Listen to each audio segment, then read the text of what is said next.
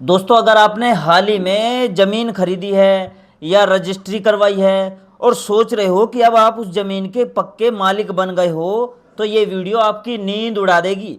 क्योंकि supreme court ने जो फैसला सुनाया है, उसने रजिस्ट्री के भरोसे को तार तार कर दिया है। सोचो, अगर कल कोई कोर्ट में खड़ा होकर कहे कि आपकी रजिस्ट्री का कोई मोल नहीं है, तो आप क्या करोगे? तो पूरी वीडियो देखना है, एक भी मिनट मिस मत करना। जरा सोचो, आपने अपनी जिंदगी भर की कमाई लगाकर जमीन खरीदी, रजिस्ट्री हुई, सब कुछ सही लगा और आप निश्चित होकर सो गए कि अब तो ये जमीन मेरी हो गई। लेकिन क्या हो अगर कोई आकर कह दे कि भाई, तुम्हारी रजिस्ट्री मालिकाना हक का सबूत नहीं है? दिल दहल जाएगा ना। यही हो रहा है आज देश में हजारों लोगों के साथ। माननीय सुप्रीम कोर्ट ने साफ शब्दों में कह दिया है कि सिर्फ रजिस्ट्री करवा लेने से, सेल डीड बनवा लेने से आपको मालिकाना हक अपने आप नहीं मिल जाता। सुनकर चौंक गए ना? इतने सालों से जिस रजिस्ट्री को हम भगवान का आशीर्वाद मानते आए, आज उसी पर सवाल खड़ा हो गया है। तो चलिए इस पूरे राज को खोलते हुए शुरू से लेकर आखिर तक, ताकि कल कोई आपके साथ या आपके किसी अपने के साथ धोखा ना कर पाए, तो पूरी वीडियो देखेंगे, सारी चीज़ें बताऊंगा, ठीक है? और अगर आपने अभी तक वीडियो को लाइक नहीं किया है तो लाइक कर दो, चैनल को सब्सक्राइब कर दो। और आप कौन से स्टेट से, कौन से शहर से वीडियो देख रहे हो, उस शहर का नाम, उस राज्य का नाम जरूर लिख देना। चलो स्टार्ट करते हैं। पहले ये समझो, जमीन जायदाद एक हाथ से दूसरे हाथ में जाती कैसे है? सबसे भरोसेमंद जो सबसे पॉपुलर तरीका है वो है सेल डीड यानी रजिस्ट्री, जिसमें एक इंसान अपनी जमीन दूसरे को बेच देता है।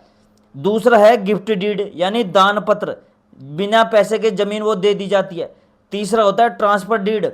और चौथा विल यानी वसीयत, जिसमें व्यक्ति लिखा जाता है कि उसके बाद संपत्ति किसके नाम जाएगी। और हाँ, पावर ऑफ अटॉर्नी के जरिए भी ट्रांसफर होता है। लेकिन इन सब में आम आदमी की सबसे बड़ी भक्ति किस पर है? रजिस्ट्री पर। हम मानते हैं कि रजिस्ट्री हो गई मतलब खेल खत्म हो गया, जमीन हमारी हो गई। लेकिन भाई, यही सोच अब आपको भारी पड़ने वाली है। 29 फरवरी 2025 का दिन था। माननीय सुप्रीम कोर्ट में एक ऐसा फैसला आया जिसने पूरे प्रॉपर्टी मार्केट में हलचल मचा दी। कोर्ट ने कहा कि अगर सेल डीड करवाने वाला व्यक्ति खुद उस जमीन का असली और वैध मालिक नहीं है, तो उसकी की हुई रजिस्ट्री खरीदार को मालिकाना हक नहीं देगी। समझ गए? जरा गौर कीजिए इस बात पर।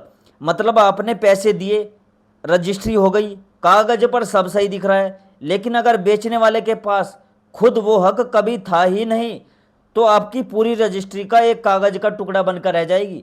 क्यों? क्योंकि कानून का एक सीधा सा नियम है, जिसके पास खुद हक नहीं वो दूसरों को हक दे कैसे सकता है? खाली हाथ वाला आदमी दूसरे को खजाना कैसे सौंप देगा भाई? अब सोचो, ये सेल डीड आखिर है क्या चीज? ये सिर्फ एक लेन देन का कागज है, बस इतना ही होता है। जैसे आप बैंक से किसी को 10 रुपये भेजते हो, तो सिर्फ पैसों का ट्रांजैक्शन साबित करता है, ना कि गारंटी देता है कि भेजने वाले के पास वो पैसा वैध तरीके से आया था या नहीं। ठीक वैसे ही सेल डीड होती है, सिर्फ अधिकार के आदान प्रदान का सबूत होता है। इस बात की गारंटी नहीं है कि वो अधिकार असल में जमीन वाले के बेचने के पास था भी या नहीं। इसलिए कोर्ट ने 2-2 कह दिया है, सिर्फ रजिस्ट्रार ऑफिस जाकर कागज पर दस्तखत कर देना काफी नहीं है। सबसे पहले ये खोजो कि जो आदमी जमीन बेच रहा है उसके पास वो जमीन आई कहां से।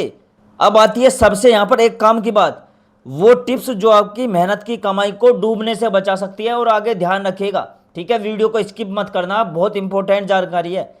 जमीन खरीदने से पहले सबसे पहले सवाल पूछो, यह जमीन तुम्हें मिली कहां से है? खतियान दिखाओ। बिहार भूमि की वेबसाइट पर जाकर खुद चेक करो, या अगर आप यूपी से हो तो यूपी की ऑफिशियल वेबसाइट पर जाकर सर्च करो, ठीक है? ऑनलाइन खतियान आपको मिल जाता है, ठीक है? अगर वहां कुछ नहीं मिल रहा, रसीद और जमाबंदी भी गायब है, तो समझ जाओ कि यहाँ कुछ काला है। ऐसी जमीन से 10 कदम दूर ही रहो। यह भी पता करो कि बेचने वाला कितने भाइयों में है, क्योंकि बंटवारे के बिना अकेला भाई अगर जमीन बेच रहा है, तो कल को बाकी भाई आकर दावा ठोक सकते हैं, और तब आपका क्या होगा? सोचिए, लाखों की जमीन खरीदी और बाद में पता चला कि उसमें आपका कोई हक है ही नहीं। इसलिए सिर्फ कागज पर भरोसा मत करो, और गोतिया पड़ोस में भी छानबीन करो। समझ गए? उस आदमी और उसके परिवार का असली चरित्र भी पता करो जो आपको जमीन बेच रहा है। अब एक ऐसी बात बताता हूं जो शायद आपने कभी सोची भी नहीं होगी। रजिस्ट्री हो जाना मतलब कहानी खत्म नहीं होती। यह तो सिर्फ पहला कदम है। इसके बाद दाखिल खारिज होना जरूरी है, फिर रसीद कटना शुरू होता है, तब जाकर जमाबंदी आपके नाम पर दर्ज होती है। और अगर आगे चलकर पता चले कि यह पूरी रजिस्ट्री फर्जी तरीके से हुई थी तो कोर्ट के एक आदेश से दाखिल खारिज भी रद्द हो सकता है और रजिस्ट्री भी हमेशा के लिए कैंसिल हो सकती है। सोचिए, बरसों जिस जमीन को आप अपनी समझते रहे, एक कोर्ट के फैसले से वो हाथ से निकल सकती है। डरावना लगता है ना, लेकिन यही सच्चाई है जो मैंने आपको बताई। सिर्फ इसलिए कि किसी ने धोखे से रजिस्ट्री और दाखिल खारिज करवा लिया, इसका मतलब ये नहीं है कि ज़मीन हमेशा के लिए उसकी हो गई। ठीक है, तो इन चीज़ों का ध्यान रखना जरूरी है। अब सबसे जरूरी बात जिसे सबसे ज़्यादा लोग नज़रअंदाज करते हैं वो है कब्जा। जरा सोचो, जमीन कागज पर आपके नाम है, रजिस्ट्री भी हो गई, लेकिन उस जमीन पर असली कब्जा किसी और का है। ऐसे में क्या होगा?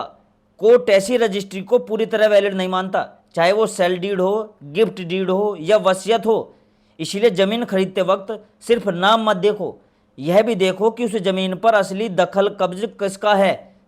नाम कुछ और, कब्जा किसी और का, तो समझ लीजिए भविष्य में बहुत बड़ा सिरदर्द होने वाला है आपके साथ। तो फिर रजिस्ट्री वैलिड कब मानी जाएगी, ये सवाल है सबसे इंपॉर्टेंट। देखो, जब बेचने वाले के पास सही कागज हो, चैन ऑफ टाइटल यानी जमीन उस तक कैसे पहुंची उसकी पूरी कड़ी बिल्कुल साफ हो, कोई विवाद न हो और रजिस्ट्री सही तरीके से सही हो।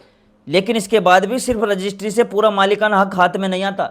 इसलिए दाखिल खारिज होना, रसीद कटना और आगे का पूरा प्रोसेस होना जरूरी है, तभी जाकर उस जमीन पर आपका सच में मजबूत अधिकार बनता है। अब एक और किस्सा सुनो। एक वीडियो के नीचे एक व्यूअर्स ने कमेंट किया था कि उनका खसरा किसी और आदमी के नाम पर चढ़ा दिया गया। सोचिए भाई, आपकी ज़मीन, आपका नाम गायब और किसी और का नाम चढ़ गया, कितना बड़ा झटका होगा ये। ऐसे में क्या करें? सबसे पहले सीओ के पास लिखित आवेदन दो, साफ साफ बताओ कि यह गलती है। अगर बात ना बने तो जिसके नाम गलत तरीके से खेसरा चढ़ा है उसे उस ज़मीन पर कब्जा करने ही मत दो। ज़बरदस्ती करे तो पुलिस बल का सहारा लो, थाने में आवेदन दो, वहाँ से संतोष ना मिले तो एसपी के पास जाओ और आखिरी रास्ता कोर्ट का दरवाजा खटखटाओ। लेकिन उससे पहले लोकल स्तर पर पूरी लड़ाई जरूर लड़िए। एक और सवाल आया था कमेंट में, जॉइंट खतियान है तो वंशावली कैसे बनाएं? भाई ये उतना मुश्किल नहीं है जितना आपको लगता है। मान लीजिए परदादा या दादा के नाम जमीन है और अब वो स्वर्गीय हो चुके हैं, तो सादे कागज पर सबसे ऊपर उनका नाम लिखो, आगे स्वर्गीय जरूर लगाइए, फिर तीर का निशान बनाकर नीचे उनके बेटों के नाम लिखो। वो भी नहीं रहे तो उनके आगे भी स्वर्ग लिखिए। इसी तरह पीढ़ी दर पीढ़ी नीचे उतर जाइए, जहाँ लोग जीवित है, ठीक है, वहाँ रुक जाओ और सबका नाम लिखाकर साइन करवा लो।